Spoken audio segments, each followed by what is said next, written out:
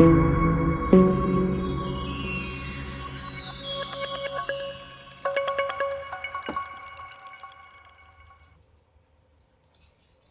buenas noches, queridos amigos, bienvenidos a un nuevo taller de unión con Dios.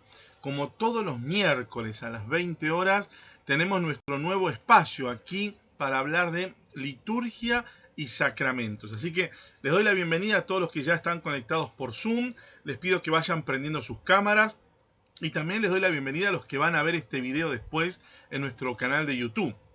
Hoy, como todos los miércoles decíamos, vamos a hablar de liturgia y sacramentos. Ya el último encuentro que tuvimos, hicimos una primera parte de introducción al tema de la liturgia y los sacramentos. Habíamos visto el catecismo de la Iglesia Católica en la segunda parte, que justamente es la que está dedicada, ¿no?, al sacramento a estudiar, digamos, los sacramentos en la iglesia, y nos había quedado pendiente una parte de este catecismo que introducía a lo que es la liturgia en la iglesia, lo que es el celebrante o los celebrantes en la iglesia, etcétera, etcétera. Así que mientras terminan de prender las cámaras, los invito a hacer juntos una oración para empezar este taller. En el nombre del Padre, del Hijo y del Espíritu Santo. Amén. Vamos a cerrar un minuto los ojos, Señor, todos los que estamos hoy aquí, todos los que verán después este video. Y vamos a pedirte, Jesús, que nos ayudes a entender mejor la liturgia en la iglesia. Envíanos tu Espíritu Santo para que sea tu Espíritu el que nos enseñe este gran misterio de la liturgia en la iglesia, este gran misterio de los sacramentos en la iglesia. Ayúdanos, Señor, envíanos tu Espíritu Santo. Todos los que estamos hoy aquí conectados por Zoom, queremos profundizar estos temas, no para solamente adquirir conocimientos teóricos, queremos profundizar estos temas para enamorarnos más de tu obra de salvación, para entender que tu proyecto de salvar a los hombres es más grande de lo que nosotros pensamos. Por eso necesitamos que tu Espíritu Santo venga en ayuda de nuestra debilidad y que nos ilumine la mente, el alma, el corazón, y así poder entender mejor estos temas.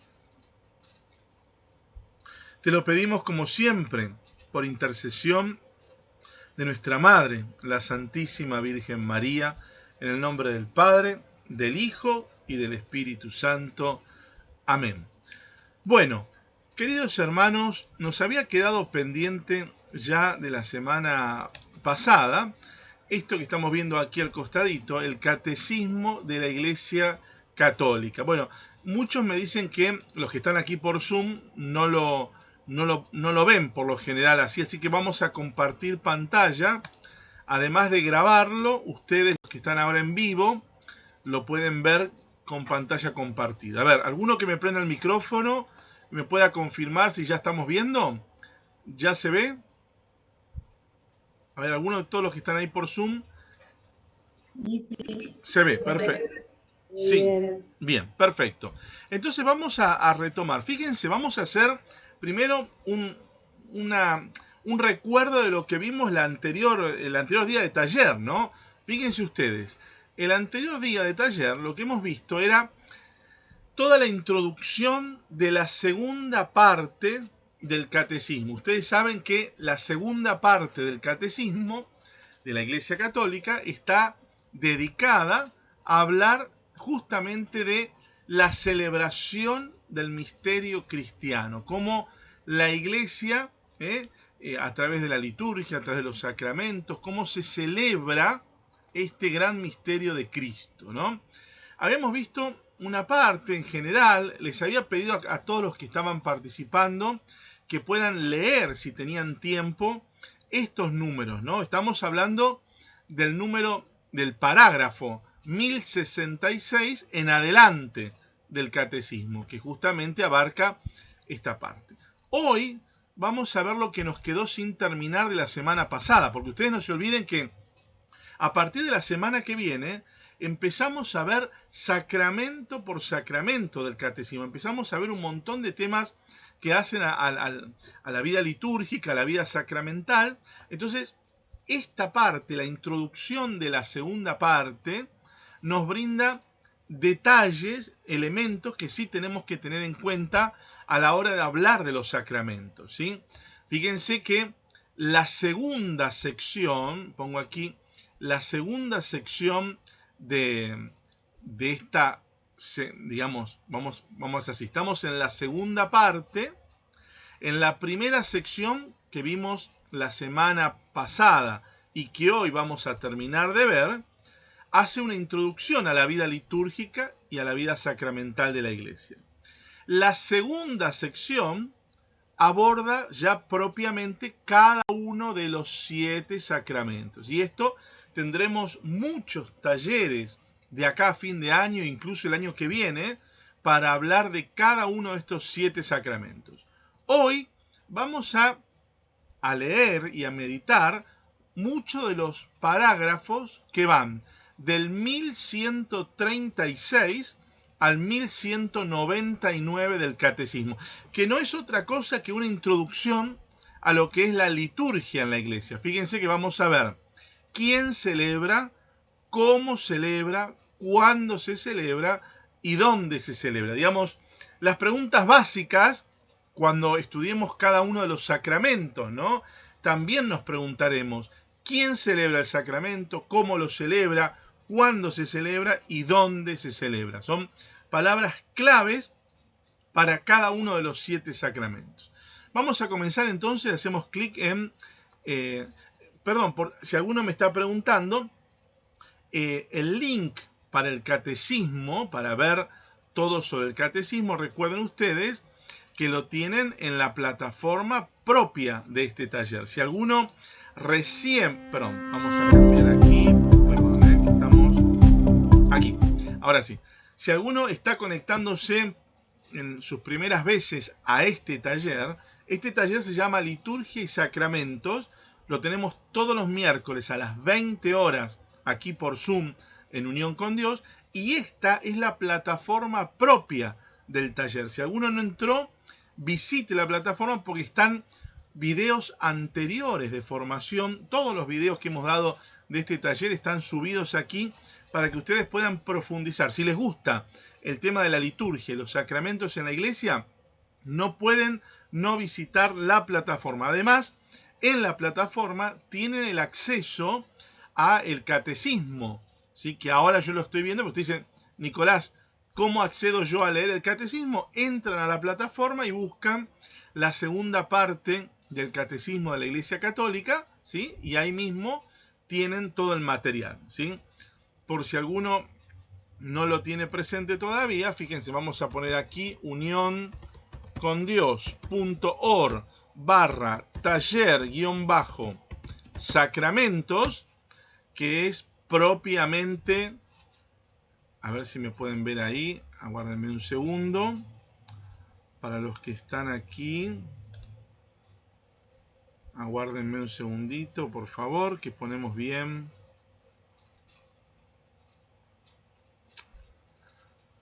Les quiero compartir la pantalla. A ver. Aquí estamos, ¿ven? Esta es la plataforma propia de este taller.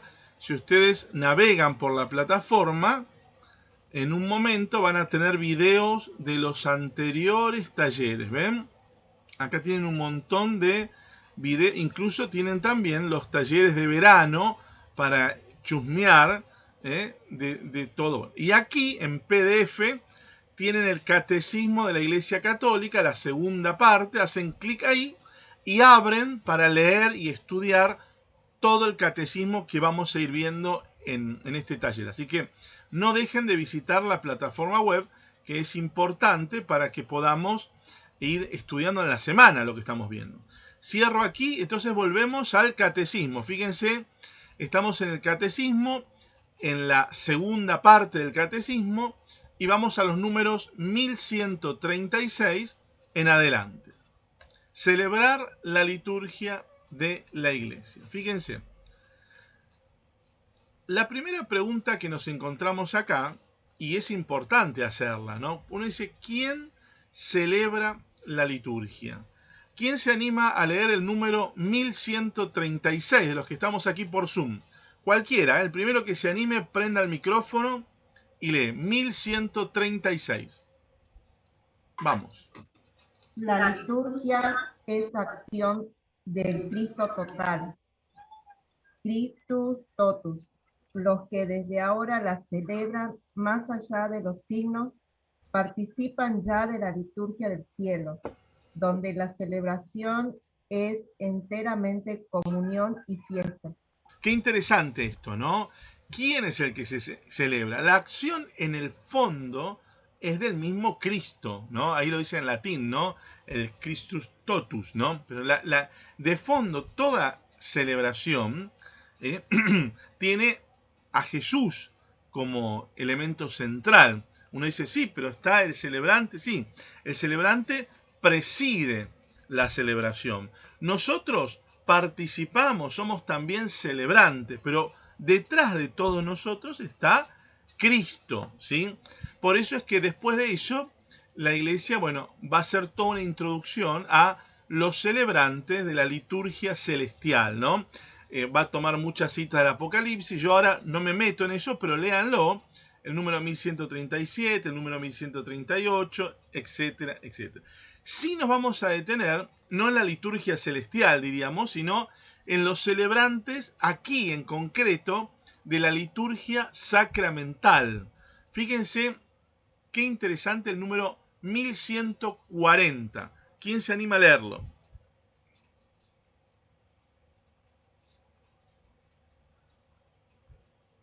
Vamos, cualquiera. El primero que prenda el micrófono lo puede leer. ¿Puedo leerla, profesor? Sí, Susana, lees directamente, sin preguntar. Directamente. Bueno. 1140. Sí, tengo el libro. Es toda la comunidad, el cuerpo de Cristo unido a su cabeza, quien celebra. Las acciones litúrgicas no son acciones privadas, sino celebraciones de la Iglesia, que es sacramento de unidad. Esto es, pueblo santo, congregado y ordenado bajo la dirección de los obispos.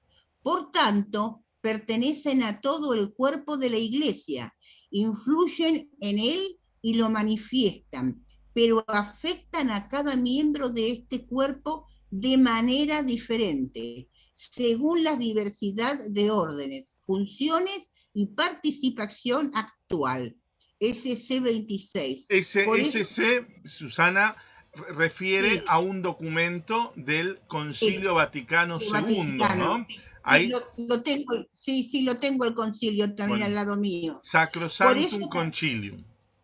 Sí, por eso también, siempre que los ritos según la naturaleza propia de cada uno admitan una celebración común, con asistencia y participación activa de los fieles, hay que inculcar que esta debe ser preferida en cuanto sea posible a una celebración individual y casi privada. Esto es vital. Fíjense acá, este punto es muy importante, ¿no?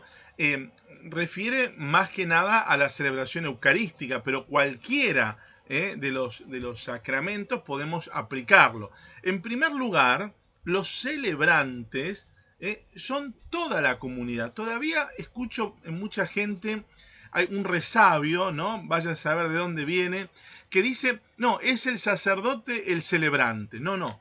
El sacerdote, el que da la misa, como decimos nosotros, no es el celebrante, es el que preside la celebración, es el presidente, diríamos, de esta celebración que tiene por cabeza a Cristo, pero del cual toda la comunidad formamos parte. Es toda la comunidad, comienza diciendo el parágrafo, es toda la comunidad quien celebra. Y acá hay una imagen muy linda que nosotros siempre tenemos presente, ¿no? Es el cuerpo de Cristo unido a su cabeza, ¿no? Vamos a notar muchas veces que cuando hablemos de iglesia, en el taller de los lunes, vamos a hablar de lo que es iglesia como el cuerpo de Cristo, ¿no? Todos nosotros somos miembros de este cuerpo místico de Cristo. Por eso es que todos formamos parte de la iglesia, ¿eh? Y tenemos a Cristo como nuestra cabeza, ¿no?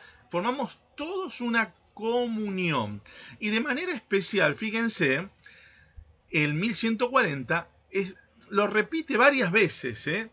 Las acciones litúrgicas no son acciones privadas, sino celebraciones de toda la iglesia. Y al final del número lo vuelve a decir de otra manera, ¿no? Traten siempre de preferir las celebraciones comunitarias y evitar las celebraciones individuales o casi privadas. Esto es algo que ya desde el Concilio Vaticano II, esta constitución, Sacrosanctum Concilium, que está citada acá, el parágrafo 26 y el parágrafo 27, ya nos recuerda el Concilio Vaticano II. Todas las celebraciones... Perdón, Rico. Sí, buenas noches. Buenas noches. Sí. ¿Qué sería una celebración privada? ¿A qué le llamarías? Bueno, yo he visto unos casos muy interesantes, ¿no? Hay mucha gente que quiere, yo entiendo esto, hay mucha gente que quiere, ahora hay muchos obispos que lo han prohibido, ¿no? Y con razón, porque atenta con este espíritu comunitario de la celebración. En algunos lugares se ha acostumbrado a, yo me voy a casar, por ejemplo, y hago una misa en mi quinta privada, hago una misa en un lugar privado para mí, como si el sacramento del matrimonio, la celebración incluso eucarística, y dentro de la celebración eucarística, la celebración del sacramento del matrimonio, pudiese ser algo privado, ¿sí? Nosotros como católicos tenemos que entender que todas las celebraciones en la iglesia tienen un carácter público, porque es todo el pueblo de Dios el que celebra y tiene derecho a celebrar en comunidad. ¿Me explico? A veces, yo también, hay algo que a mí no me simpatiza, pero está permitido. A veces los párrocos hacen una mini celebración del bautismo para esa familia que se va a bautizar el niño, ¿no? Yo prefiero, siguiendo el espíritu del Sacrosanctum Concilium, que me gusta más, lo digo de esta manera, me gusta cuando el párroco incluye la celebración del bautismo dentro de la celebración eucarística de la comunidad. Es decir, si nosotros vamos a una parroquia y tenemos misa todos los sábados a la tarde, bueno, en esa misma misa incorporemos el bautismo de las nuevas personas que van a formar parte del cuerpo místico de Cristo, de la iglesia. ¿Por qué? Porque así le mostramos que no es algo privado, personal su bautismo. El bautismo tiene un carácter comunitario. ¿Por qué? Porque en ese nuevo bebé o adulto que se bautiza, hay un nuevo miembro de la iglesia, ¿ven? Entonces, a algunos católicos nos falta entender esto, ¿no? La dimensión pública que tiene la celebración. No son acciones...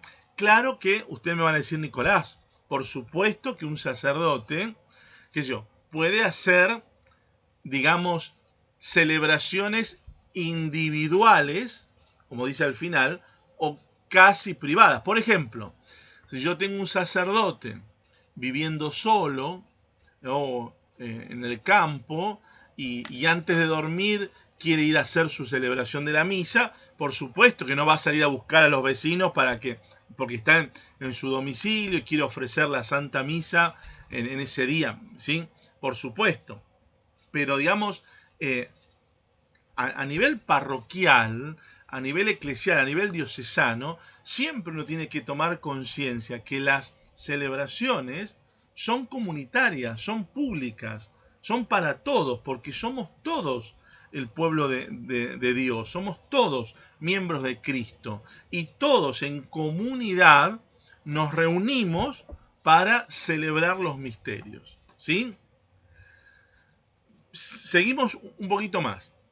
El 1141, fíjense que es lo que acabo de definir recién. La asamblea que celebra es la comunidad de bautizados, ¿no? El bautismo, lo vamos a ir viendo en este taller, una de las cosas de muchos bienes espirituales que nos da, ¿no? Nos borra el pecado original, nos une de vuelta con Dios, nos da la gracia santificante, un montón de cosas. Entre ellos también el bautismo nos incorpora a la iglesia, nos hace miembros de la iglesia de Cristo. Esto es importantísimo, ¿sí? Y si nos hace miembros de la iglesia de Cristo, también nos hace miembros de la comunidad que se reúne para celebrar los misterios de Cristo. Fíjense qué interesante esto, ¿eh?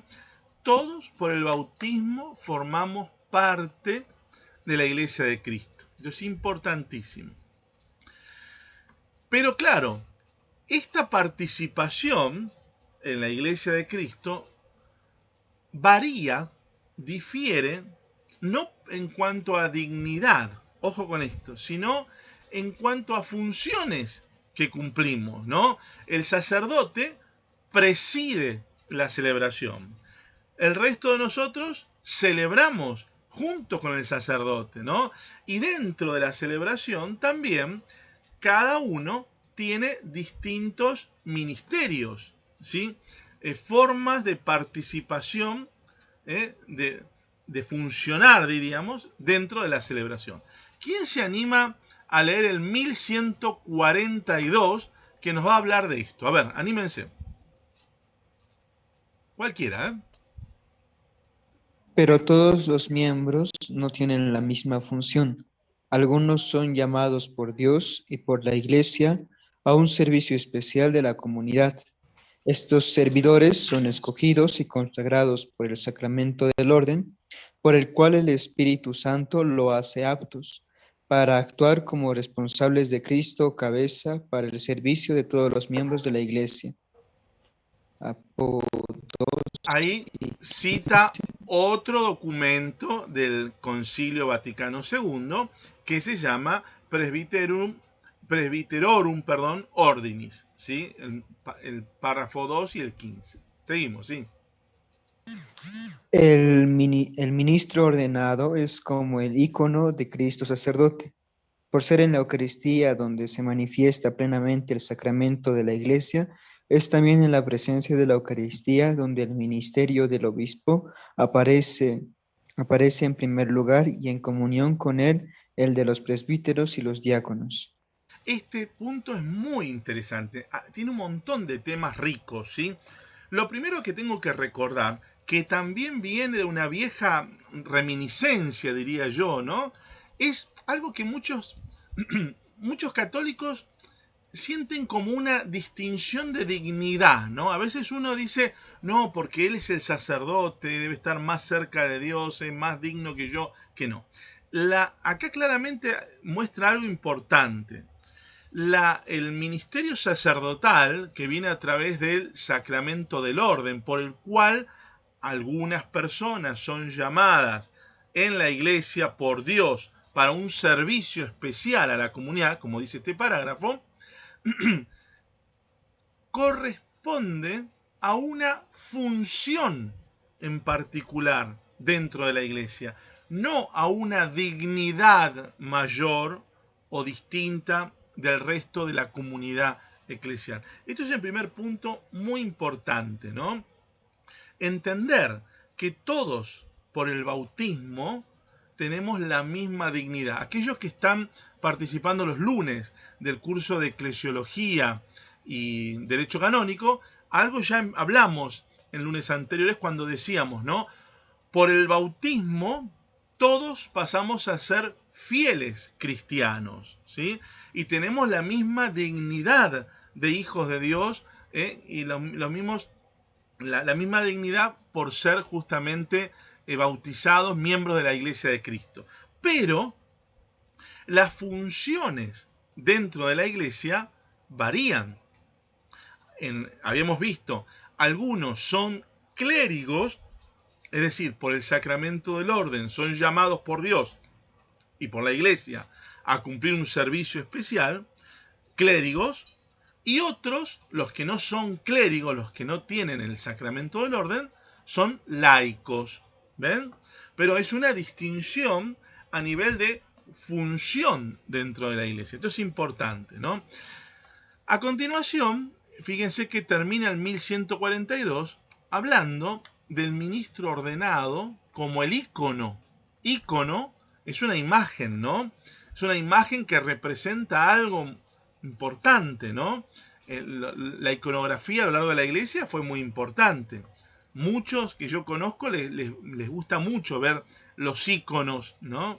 Incluso conozco una gran congregación, unas lindas monjitas, que son las monjitas, las hermanas de Maranatá, que siempre hacen talleres de meditación a través de los íconos, ¿no? Bien, el ministro ordenado, dice aquí, es ícono de Cristo sacerdote, ¿sí? Y ahora va a decir algo más importante todavía, ¿no?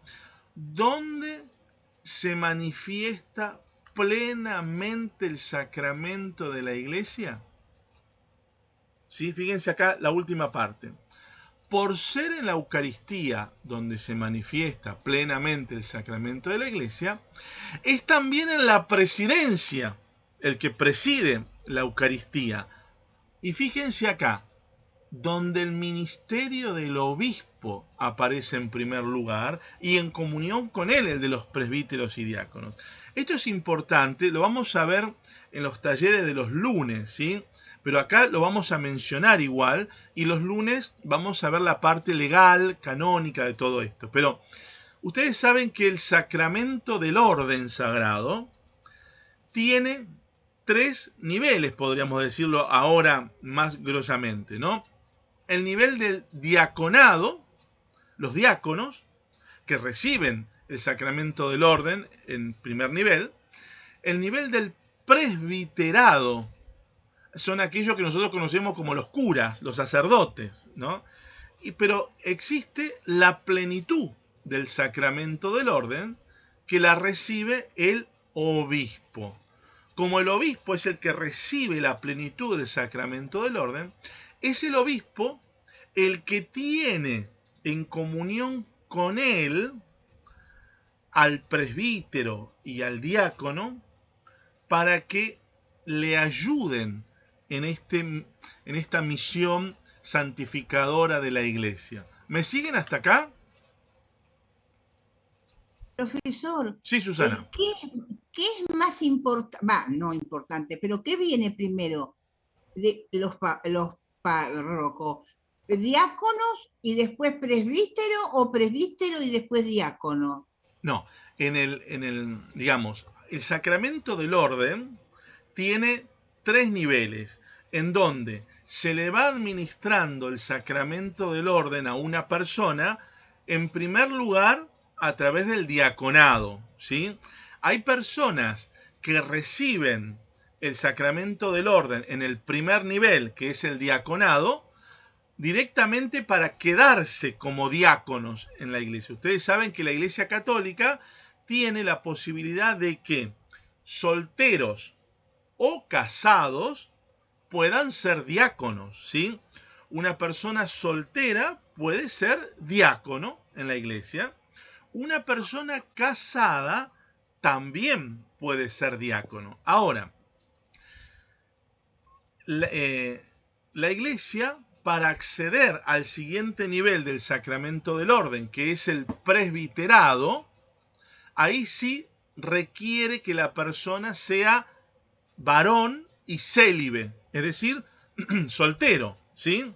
O viudo, en el caso de alguien que haya estado casado y haya enviudado.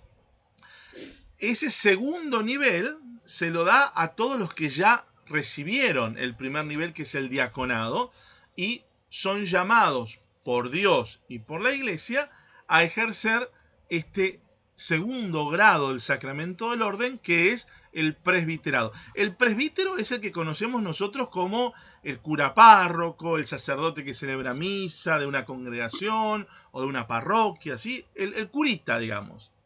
Pero Perdón, sí, pero ahí vamos a tu pregunta. Pero sí. entre ellos, también Dios y también la iglesia llama a algunos de estos presbíteros a una misión distinta en la iglesia, y reciben el sacramento en plenitud del sacramento del orden, que es el orden episcopal. Son los que conocemos como el obispo.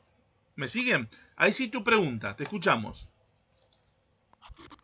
Sí, como no puedo leer mucho Sí, por la vista, a ver, ¿el diácono administra todos los sacramentos? no. Está buena la pregunta. Ya lo vamos a ver más adelante. Ah, ¿Qué cosas hace un diácono y qué cosas no? Así como el obispo tiene la plenitud del sacramento del orden y sí puede administrar todo, el obispo delega la administración de sacramentos, en primer lugar, a los presbíteros, ¿no? Y en segundo lugar, a los diáconos que gozan del primer nivel, digamos, del sacramento del orden. De tal manera que los presbíteros sí celebran todos los sacramentos, incluso ustedes saben que hay un sacramento, a ver si alguno lo sabe, hay un sacramento en particular que es propio del obispo. ¿Cuál es ese sacramento? ¿Y el orden sagrado? Bueno, por La supuesto. confirmación. Claro, es muy bueno lo que Ah, dice. la Por confirmación. supuesto, el orden sagrado, por supuesto, es un sacramento que confiere el obispo, no lo va a hacer un presbítero, ¿no? Está muy bien eso, pero digamos de los que nos afectan a todos, como bien decían, la confirmación es un sacramento que Pero, ¿qué pasa? Ustedes me dirán, Nicolás, yo me confirmé y no estaba el obispo. En ese caso estaba un presbítero delegado por el obispo para celebrar el sacramento de la confirmación. Y con respecto a la pregunta que hicieron recién, los diáconos, eh, por supuesto que hay algo clave que los diáconos no hacen con respecto a los presbíteros. El diácono no consagra, ¿sí? No celebra la Eucaristía como la celebra el presbítero, porque no puede consagrar, no tiene, digamos, el poder, digamos, para convertir en la plegaria eucarística el pan y el vino en el cuerpo y la sangre de Jesús. Tampoco los diáconos confiesan, porque no pueden absolver de los pecados, ¿sí? Bueno, y después hay una serie de tareas que los diáconos sí pueden hacer y otras que no. Ya lo vamos a ver en detalle cuando estudiemos cada sacramento y veamos quién es el ministro de este sacramento, quién es el ministro ordinario o quién puede ser el ministro extraordinario. Ya lo vamos a ver. Pero bien, ¿qué otra pregunta les va surgiendo hasta ahora? Bien, seguimos. Sí, Nicolás, Susana. no, Isabel soy. Isabel. Quiere decir que los obispos en realidad son todos sacerdotes, ¿no? Primero son sacerdotes, después son nombrados obispos. Bien, si vamos a usar los términos propios, tenemos que decir que el obispo, por supuesto, antes fue presbítero, que es la palabra propia. Y antes de ser presbítero, por supuesto, fue diácono, ¿no? En realidad, no es tema de hoy, pero se los voy a comentar. Nosotros en la Iglesia Latina, después del Concilio Vaticano, que hubo una serie de reformas, quedaron una serie de ministerios menores y una serie de ministerios mayores estipulados a lo largo de todo lo que es el proceso de formación de candidatos en la iglesia, ¿no? Les pongo en síntesis cuál sería este camino. Supónganse que algún varón bautizado siente algún llamado vocacional, desea ser sacerdote, entonces ingresa al seminario para prepararse para ser sacerdote. Lo primero que el seminario va a hacer, después de un tiempo de conocerlo, se llama, ustedes lo habrán escuchado muchas veces, ¿no? Se llama la admisión a las sagradas órdenes. Uno escucha que a fulano de tal le dieron la admisión al seminario. En una celebración, el obispo lo admite oficialmente como seminarista, digamos, como candidato a recibir en el futuro las sagradas órdenes. ¿Sí? ¿Me siguen hasta acá? Bien, pero no termina ahí. Después de un proceso de estudio, de formación, comienza el candidato a recibir lo que se llama los ministerios menores, que hay dos de manera especial primero. El primero de todos que va a recibir se llama el lectorado. Ustedes habrán visto en las redes sociales, fulano de tal recibirá el lectorado en la celebración de la misa de manos del obispo la semana que viene. El lectorado es el ministerio oficial dentro de la iglesia para leer la palabra de Dios en la Eucaristía. ¿Sí? Ustedes dicen, pero Nicolás, yo leo en la misa. Claro, sí. Uno lee, digamos, porque no hay un lector oficial. O sea, el cura me dice, o la secretaria parroquial, o el que se encarga de la misa me dice, léete la lectura. Y uno la lee. Pero en realidad hay un Pero ministerio no leímos el oficial. Evangelio. Claro, no, por supuesto, ¿no? Estamos hablando de las lecturas propias del Antiguo y el Nuevo Testamento, no los Evangelios, ¿sí? Entonces, uno la lee, pero hay un ministerio propio, que es el ministerio de lector. Y después del ministerio de lector, cuando pasan unos meses, ¿sí? El obispo le confiere a este seminarista el otro ministerio menor, que se llama el acolitado. Es decir, es el que oficialmente acolita, digamos, ¿no? Hace de acólito al sacerdote celebrante. Ustedes me van a decir, Nicolás, pero yo le ayudo al cura, le llevo todos los elementos en el momento de la celebración, yo le hago de monaguillo al cura, claro, pero existe un ministerio menor, oficial en la iglesia, que se llama acólito, ¿no? Una vez que el seminarista recibe el ministerio de acolitado, después de continuar su formación y de continuar su espiritualidad, su vida de oración, su vida de seminario, su discernimiento vocacional, ya finalizando su proceso vocacional, ¿sí? Después de por lo menos 6 años en el seminario, el seminarista es llamado a recibir el orden sagrado en el primer nivel, es decir, lo van a hacer diácono. ¿Cuántos de ustedes conocen algún seminarista que habrá pasado por la parroquia de ustedes, que primero pasó como seminarista y que por ahí después ya pasó siendo diácono? Los diáconos son los que tienen, por lo general, vieron que el cura tiene la estola, pero los diáconos tienen como la estola en diagonal, como la bandera de River, diríamos aquí en Argentina, pero ¿me siguen? Los diáconos recibieron el ministerio, el sacramento del orden sagrado en el primer nivel. Y ahí ya hay un cambio grande para la persona, porque la persona cuando recibe el primer nivel del sacramento del orden, ya pasa a estar incardinado. ¿Qué significa? Incardinado. Pasa a pertenecer a una diócesis, ¿sí? Es decir, este fulano de tal es diácono de la diócesis tal. Y no va a ejercer... Nico, sí. dentro de todo eso, ahí ya hacen votos temporales, entraría ahí, ¿no? Votos temporales o ya votos...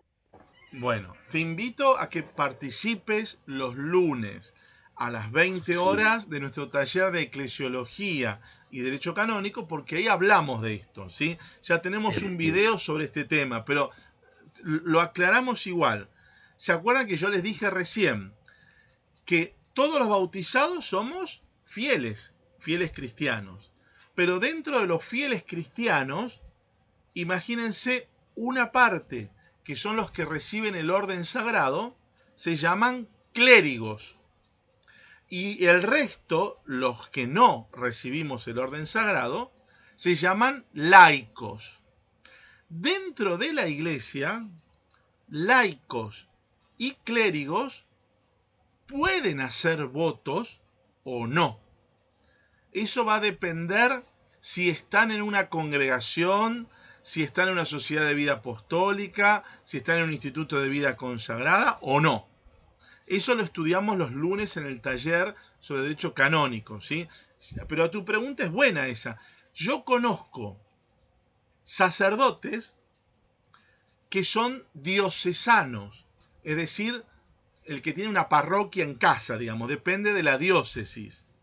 El sacerdote diocesano, por lo común, no hace votos evangélicos de castidad, pobreza y obediencia. No, hace, por supuesto, compromiso de obediencia al obispo, hace un compromiso de vivir austeramente, hace un compromiso de castidad y, por supuesto, el compromiso de celibato, pero no hace un voto público evangélico de castidad, pobreza y obediencia. En cambio, hay sacerdotes que pertenecen a una congregación religiosa, son clérigos, pero de una congregación religiosa, y ahí sí, por pertenecer a esa congregación religiosa, piensen en los franciscanos, salesianos, jesuitas y todas las congregaciones que quieran, ahí sí hacen votos públicos de castidad, pobreza y obediencia, ¿sí? Es decir, que podemos tener diáconos, presbíteros e incluso obispos que hagan voto de castidad, pobreza y obediencia porque pertenecen a una congregación religiosa, o podemos tener diáconos, presbíteros u obispos que no tengan votos públicos de castidad, pobreza y obediencia porque se llaman del clero secular, es decir, son parte de los clérigos que no pertenecen a un instituto de vida consagrada ni a una sociedad de vida apostólica, etc. No sé si se entiende, pero tendrían que no perderse el taller de los lunes para entender una idea, ¿no? Son como 4 elementos. Imagínense acá una cruz y cuatro elementos, ¿sí? Tenemos clérigos que hicieron voto de castidad, pobreza y obediencia. Por ejemplo, los curas, obispos o diáconos de una congregación religiosa. Acá tenemos clérigos que no hicieron. Por ejemplo, el obispo de la diócesis, el cura párroco, los diáconos de la parroquia, etc. Abajo tenemos laicos que no hicieron voto de castidad, pobreza y obediencia, porque son laicos como cada uno de los que están hoy aquí, casi todos los que no hacemos votos en la iglesia. Y tenemos laicos que sí hicieron votos en la iglesia. Por ejemplo, hay muchos laicos consagrados, ¿sí?, que hacen votos en la iglesia. Pero el tema es más complejo, ya lo vamos a ver después. Hay votos públicos y hay votos privados. Yo puedo ir con un sacerdote y hacer delante del sacerdote un voto privado al Señor de castidad, pobreza y obediencia. Ese voto que yo hago a Dios es un voto de carácter privado. En cambio, el que hace un religioso, una monjita o un sacerdote en una congregación reconocida por la iglesia, son votos públicos. No se dice, voy a profesar mis votos públicos, ¿no? Y por último, con la pregunta que acabas de hacer, cuando son votos públicos en una congregación religiosa, hay distintos tipos de votos en razón de el tiempo por el cual hago votos, ¿no? Si yo estoy empezando en una congregación, por lo general, los votos que hago son por un año y al año se renueva. Ahora, cuando yo ya estoy mucho tiempo en una congregación, después de varios años de discernimiento, una persona puede hacer lo que se llama votos perpetuos en esa congregación. ¿Ven? El tema es mucho más complicado. Si ustedes no se pierden los talleres, vamos a aprender un montón. Porque además, es más complejo el tema, porque los votos que nosotros conocemos, los famosos votos evangélicos, son castidad, pobreza y obediencia. Son estos 3 votos que de alguna manera nos anticipan la vida futura, la vida en el cielo. Pero además, cada congregación religiosa puede agregarle a estos 3 algún cuarto, incluso un quinto voto, ¿no? Por ejemplo, la Madre Teresa de Calcuta, además del voto de pobreza, castidad y obediencia de sus monjitas, ella le agregó otro voto que es el voto de servir a los más pobres entre los pobres del mundo. ¿Ven? Entonces, cada fundador puede agregar algún voto más para los miembros del instituto o de la congregación que haya fundado. ¿Me siguen? No es el tema de hoy, pero bueno, vamos conociendo un poquito más este entramado complejo que hay en la iglesia, que a uno a veces no sabe, ¿no? Y es importante. A veces uno ve a una mujer con hábito y piensa que es una monja, ¿no? Está bien, pero hay que ver porque puede ser propiamente una consagrada de una congregación religiosa o puede ser una laica consagrada en un instituto, por ejemplo, privado, etcétera, etcétera, ¿no? Les pongo un ejemplo, por ahí no tan lindo, pero aquí en Argentina nosotros tuvimos un episodio feo con los bolsos de dólares y un señor de apellido López que entraba unos bolsos a una casa de monjas, pero en realidad no eran monjas, eran laicas consagradas, es distinto, ¿sí? Pero bueno, es para ir viéndolo. En la medida que avancemos en el taller de los lunes sobre eclesiología y derecho canónico, vamos a ir entendiendo un poquito más este taller, ¿no? Acuérdense ustedes que los lunes vamos a ver los sacramentos, pero desde el derecho canónico. En cambio, los miércoles a las 20 horas vamos a estudiar los sacramentos desde el catecismo de la Iglesia Católica, ¿sí? Son como 2 visiones distintas, pero una, complementarias, que vamos a ir teniendo de los sacramentos. Los lunes, la parte normativa, la parte legal.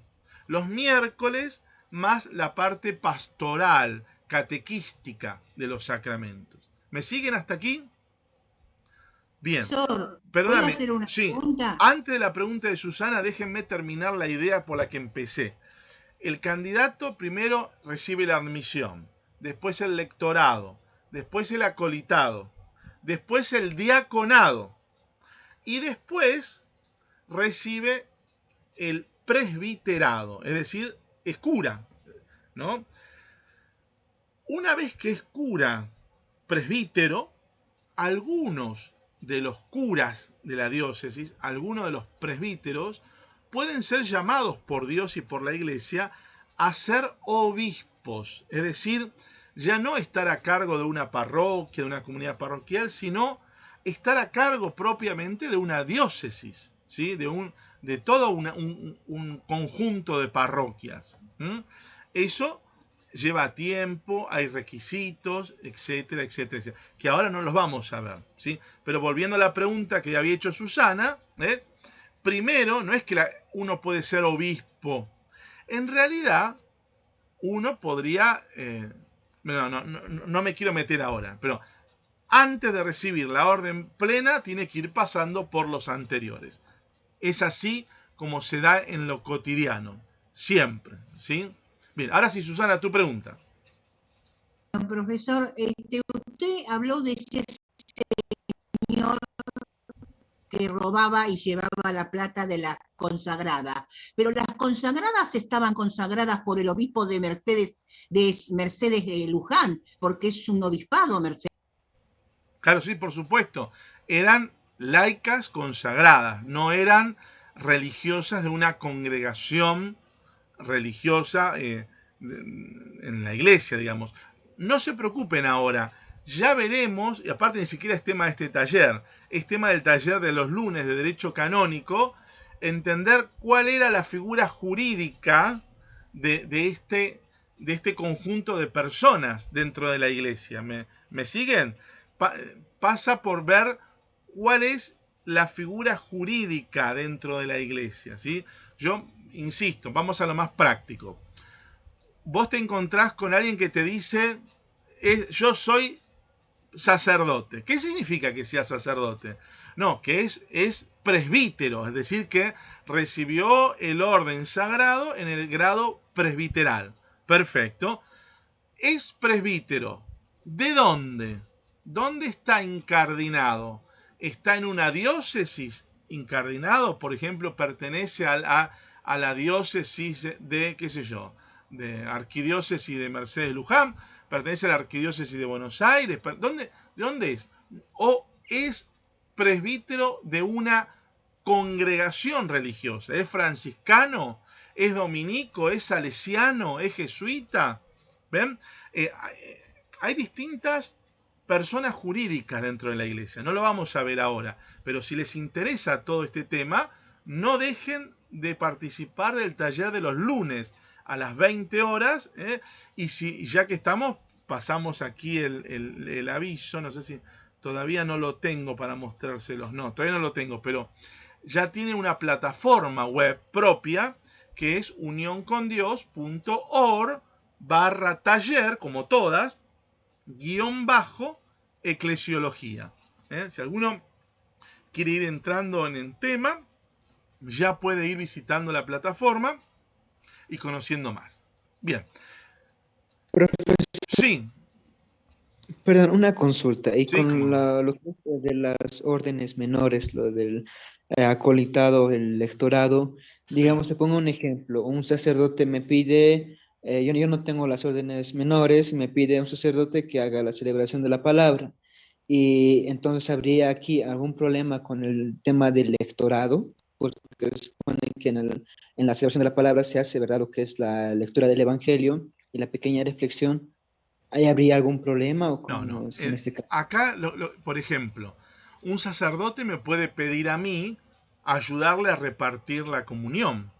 Y sin embargo, yo no soy ministro de la comunión. ¿Me explico? El ministro extraordinario de la comunión. Pero, ¿hay algo mal? No. El sacerdote me está, en ese mismo momento, ad hoc, diríamos, me está delegando esa tarea, ¿sí? Pero hay muchas tareas en la iglesia que no son un ministerio oficial. O sea, los que la ejercen no tienen el ministerio oficial. De hecho, hace muy poquito tiempo el Papa Francisco instituyó como ministerio oficial el de catequistas. ¿Se acuerdan? Haber escuchado hace unos meses atrás, ya desde el año pasado, ¿no? El tema de la institución como ministerio de catequistas. ¿Y antes qué era? No, antes los catequistas ejercían el ministerio de la catequesis, pero no tenían el ministerio oficial como catequistas, ¿no? Que ahora sí lo tienen. En la práctica, en las parroquias, generalmente, ad hoc, para el momento, para la celebración, se llama a una persona para que lea las lecturas, ¿sí? Eso por un lado, por más que no sea lector, o se llama a una persona para que ayude en el altar al sacerdote, ¿me explico? Por más que no tenga oficialmente el ministerio en la iglesia, ¿sí?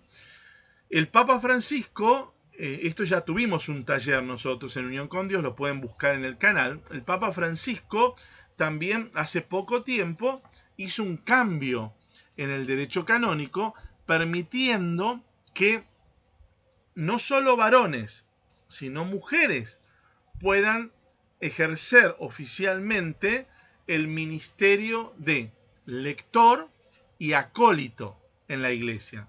Fíjense qué interesante esto.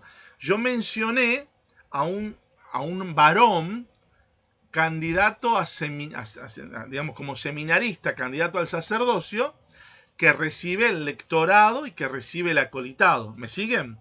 Pero a partir de la renovación del Papa Francisco, un varón o una mujer pueden acceder al ministerio de lector y al ministerio de acólito oficial en la iglesia. Por supuesto que no al diaconado, porque el diaconado ya precisa que sea varón, ¿sí?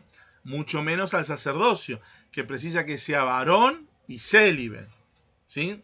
Bien, no sé si luego responde, pero bueno, con respecto a lo que vos preguntabas, Juan, hay otro tema más importante, que por alguna razón el sacerdote no puede celebrar la Eucaristía y le autoriza a algún fiel de la parroquia que se destaca por sus virtudes, por su vida de fe, por su vida de oración, autoriza a que de alguna manera pueda realizar lo que se llama celebración de la palabra, ¿sí?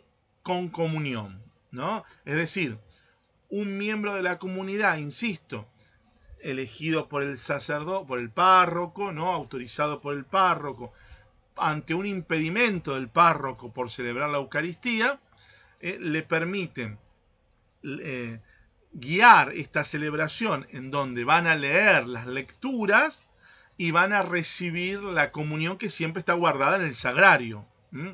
Bien, no sé si te pude responder, pero ya cuando veamos el sacramento de la Eucaristía, tanto en el lunes en Derecho Canónico como los miércoles aquí, vamos a tener más datos sobre esto. Les va a servir bastante. ¿Me siguen hasta acá? ¿Se escucha, no? Sí, profesor. Perfecto. Seguimos un poquito más antes de ir finalizando esto, ¿no?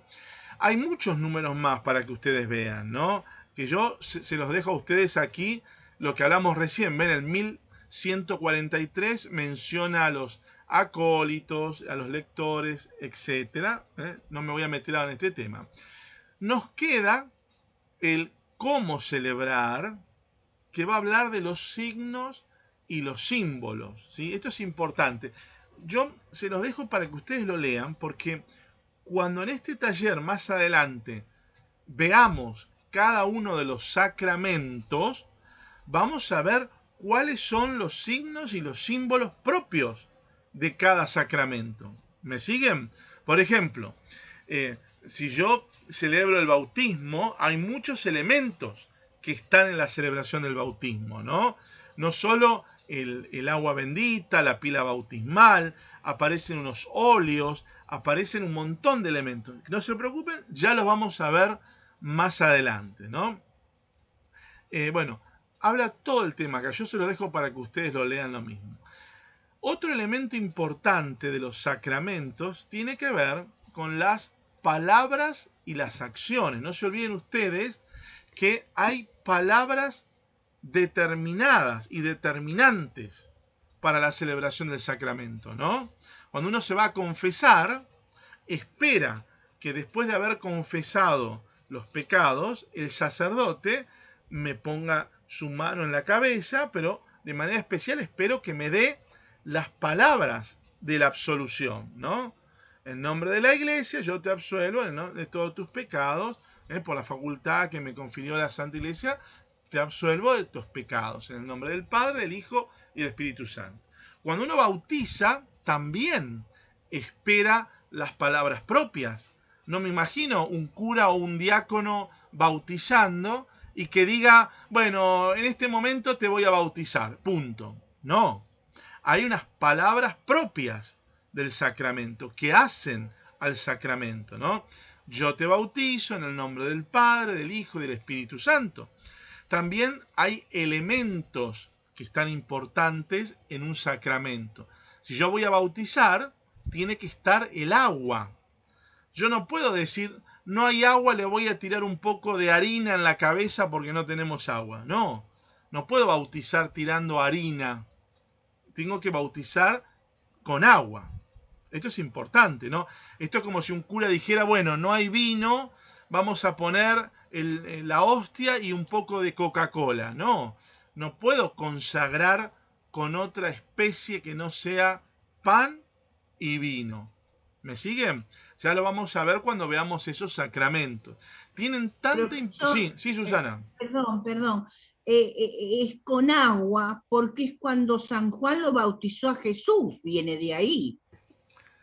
Bueno, por supuesto. Es necesaria el agua sí o sí. Claro, nosotros por supuesto en toda la tradición de la iglesia, desde el mismo Jesús que se bautiza por inmersión en el Jordán con Juan el Bautista, desde ahí en adelante la iglesia siempre entendió el bautismo con agua.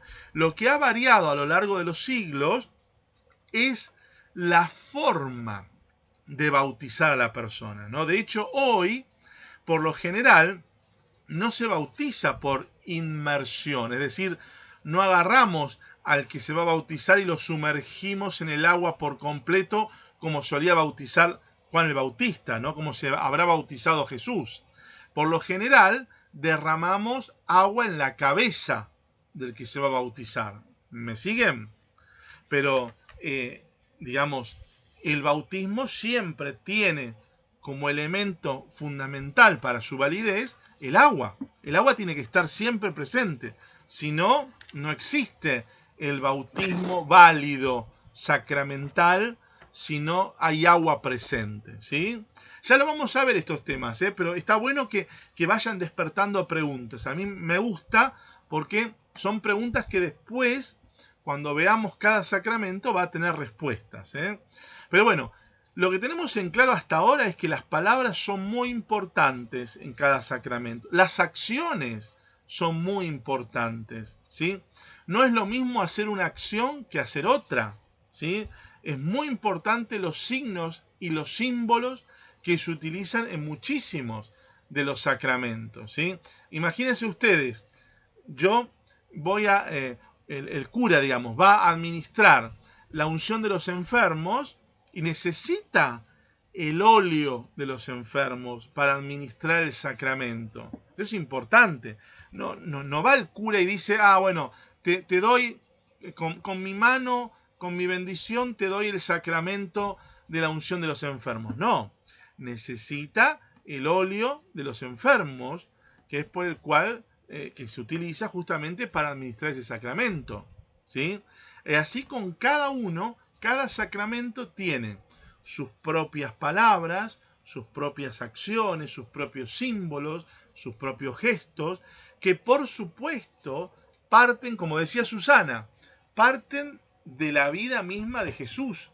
Ustedes saben mejor que yo que el que instituye los sacramentos es el mismo Jesús. Todos los sacramentos tienen su fundamento en Jesús mismo, ¿sí? Por supuesto que a lo largo de los siglos ha ido variando la forma externa de administrar los sacramentos, pero la esencia del sacramento viene de Jesús. Ya lo vamos a ir viendo, ¿sí? Bueno, Nico, perdón. Sí, cómo no. Perdón. Un sacerdote exorcista, ¿qué sería? ¿Eso sería un sacramento también? No, no es un sacramento y te invito, ya que estamos invitando, al taller de los lunes a las 9 de la noche, porque tenemos el taller Misterios de la Fe Católica, ¿sí?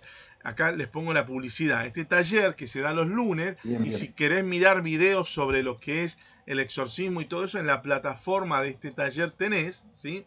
No es propiamente un sacramento, ¿sí? Pero es una función que cumplen algunos sacerdotes dentro de la diócesis, que tienen la autorización del obispo para oficialmente en la iglesia hacer exorcismos, es decir, sacar de la persona que supuestamente está posesa, o sea, poseída por el demonio, la presencia del demonio, ¿sí?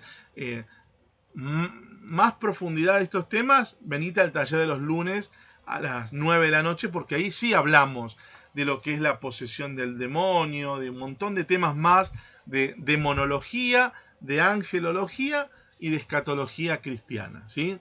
Bien. Profesor, ¿le Sí. puedo hacer una pregunta? Sí, Susana. Yo trabajé mucho en la iglesia de Lourdes, en los bautismos. Trabajé 4 años ayudando al párroco a hacer los bautismos, ¿no? Aparte Sí. leía el salmo. Y cuando él le ponía el óleo en la frente a los chicos, yo le tenía que poner una mantilla que habíamos hecho blanca a los chicos. ¿Qué significa eso? Bueno, bien, está bueno. El ritual del bautismo tiene un montón de simbología. De hecho, vos sabés que el sacerdote no solo le administra el óleo de los catecúmenos a los bautizados, sino que también utiliza otro óleo más, que es el santo crisma, ¿sí?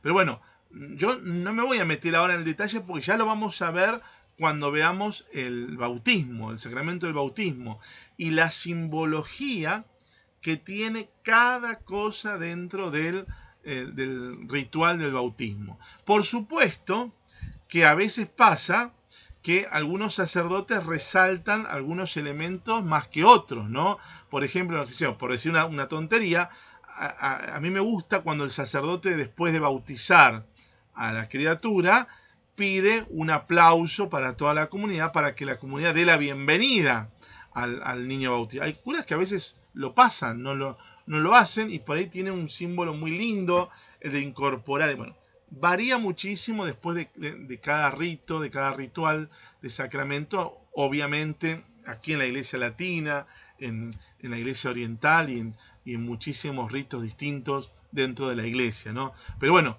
el sacramento del bautismo tiene elementos básicos que tienen que estar sí o sí.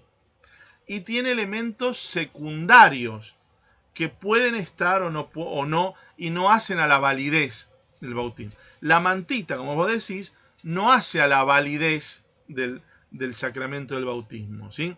Pero es un signo, un complemento interesante, ¿no? Así como en cada uno de los sacramentos hay elementos que son esenciales para la validez, para que exista el sacramento, y elementos secundarios que hacen, que ayudan, pero que no son esenciales. No sé si por ahora te respondo, pero seguí participando y vamos a ver cuando veamos el bautismo mucho. Está bien, profe, está bien. Bien, ¿alguna pregunta más les queda de esto? A ver. Uno quiere a veces tener respuesta a todo ya del primer día. Recuerden que hoy es introducción a la liturgia de la iglesia. Ese es el tema de hoy, de este taller que ya terminamos, pero que nos dio las primeras bases. Por lo pronto, métanse a estudiar estos números del catecismo. Así la semana que viene, cuando empezamos ya de lleno, ya tenemos algo leído. Y si tienen dudas, mientras van leyendo, como decimos siempre, nos mandan un WhatsApp. ¿Sí? Nos mandan acá, Nicolás, estuve leyendo tal parágrafo del catecismo y no entiendo qué significa. Nos mandan a nuestro WhatsApp de Unión con Dios y con gusto se los vamos a responder. Pero vayan leyendo en la semana. Si les apasiona este tema de los sacramentos, de la liturgia de la iglesia, empiecen entonces ahora leyendo esta segunda parte del catecismo, ¿sí? Entren a la plataforma, como ya les marqué, vamos a poner de vuelta aquí, entren a la plataforma de este taller, ¿sí? Y busquen todo el material, chusmen los videos que ya tenemos ahí, así el próximo miércoles podemos avanzar un pasito más todavía de lo que avanzamos hoy. ¿Les parece? Vamos a cerrar un minutito los ojos y vamos a agradecerte, Señor, por esto que hablamos en esta noche. Ojalá todo esto que hablamos hoy, no haya quedado solo en nuestra mente, Señor. Te vamos a pedir que esto que hablamos llegue a nuestro corazón. Cierro los ojos, Señor, y te pido que tu Espíritu Santo me ayude a enamorarme de tus sacramentos, a enamorarme de tu iglesia, a enamorarme de la liturgia de la iglesia, como un instrumento para acercarme a tu gracia, Señor. Te pido que tu Espíritu Santo, Señor, me haga acercarme a tu gracia. Amén.